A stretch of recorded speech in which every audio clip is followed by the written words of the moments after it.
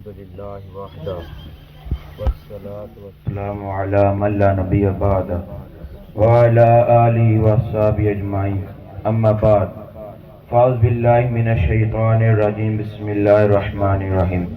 سارے باپ مل کے درود شریف پڑھیں. الصلاۃ والسلام علیک یا سیدی یا رسول اللہ وعلى آلک وصحبک یا سیدی یا حبیب اللہ. الصلاۃ والسلام علیک یا سیدی یا نور اللہ وعلى آلک وصحبک یا سیدی یا رحمت للعالمین. حاضرین محترم السلام علیکم ورحمۃ اللہ وبرکاتہ. جیسا کہ آپ کو معلوم ہے کہ آج کا یہ پروگرام پیر محمد غلام شاہ صاحب رحمۃ اللہ تعالی علیہ انعقاد پذیر ہے، جس میں قرب و جوار و دودھ راہ سے اہل محبت و عقیدہ حاضری کا شرف حاصل کر رہے ہیں. یہ بات روز روشن کی طرح یہاں ہے کہ اولیاء اللہ کی خانقاہیں رشد و ہدایت کے مراکز ہیں، جہاں سے علم و حکمت کے نورانی چشمے جاری ہوتے ہیں، اور جو بندہ ان کے پاس آتا ہے وہ کبھی خالی نہیں جاتا. کوئی فیض لے کے جاتا ہے، کوئی دعا لے کے جاتا ہے، کوئی ان کی نظر کرم لے کے جاتا ہے. اب میں آپ کو پیروں کے پیر شیخ عبد القادر جیلانی رحمۃ اللہ تعالی علیہ کا ایک واقعہ سناتا ہوں. آپ کی چھوٹی عمر سے تو آپ گھر میں تھے، تو باہر سے کچھ بچوں کی شور کی آواز آئی. جب آپ نے دروازہ کھول کے دیکھا تو کچھ بچے گائے کے پیچھے بھاگ رہے تھے، اس کو پتھر مار رہے تھے. تو ایک بچہ آپ کے پاس آیا اور کہتا ہے کہ آپ بھی آئیں تو گائے کو پتھر مارے. تو آپ ابھی چند قدم چلے ہی تھے تو گائے رک گئی.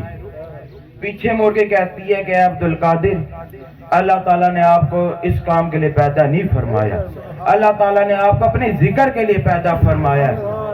تو آپ ڈر گئے. تو آپ اپنے گھر آئے تو اپنی والدہ کو ساری بات بتاتے ہیں. تو آپ کی والدہ ماجہ فرماتی ہیں کہ اس گائے نے صحیح کہا ہے، اللہ تعالیٰ نے آپ کو اپنے ذکر کے لیے پیدا فرمایا، آپ کو اس کام کے لیے پیدا نہیں فرمایا. واقعہ یہ تھا. آپ کی والدہ فرماتی ہیں اللہ تعالیٰ آپ کو ایک اونچی شان عطا فرمائے. تو آج دیکھیں ان کا مقام کیا ہے. پیروں کے پیر ہیں. تو دیکھ شعر پڑھنے کا دل کرتا ہے کہ تیری نسل پاک میں ہے بچہ بچہ نور کا، تو ہے اہل نور تیرا سب گھرانہ نور کا. تو اولیاء اللہ جو ہوتے ہیں نا وہ کبھی مرتے نہیں ہیں، ان کے اوپر بس چند لمحوں کی موت آتی ہے.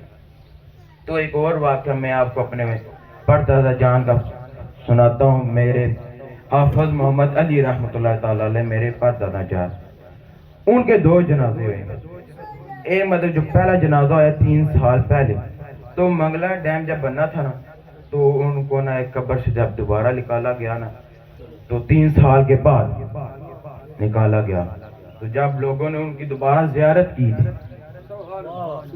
جب آپ کو نکالا گیا آپ کا جسم مبارک ویسا، کفن مبارک ویسا، ایسا پتہ چلتا تھا کہ وہ ابھی فوت ہوئے ہیں. تو اولیاء اللہ کو کبھی مٹی نہیں کھاتی، ان کا جسم مبارک بھی ویسا ہی رہتا ہے، ان کا کفن مبارک بھی ویسا ہی رہتا ہے. تو یہ جو اولیاء اللہ کے پاس جو بھی آتا ہے نا، کوئی بھی اولیاء اللہ ہو، کوئی بھی پیر ہو، بس جو بندہ ان کے پاس آتا ہے ان کو بس ایک بات لازمی کہتے ہیں.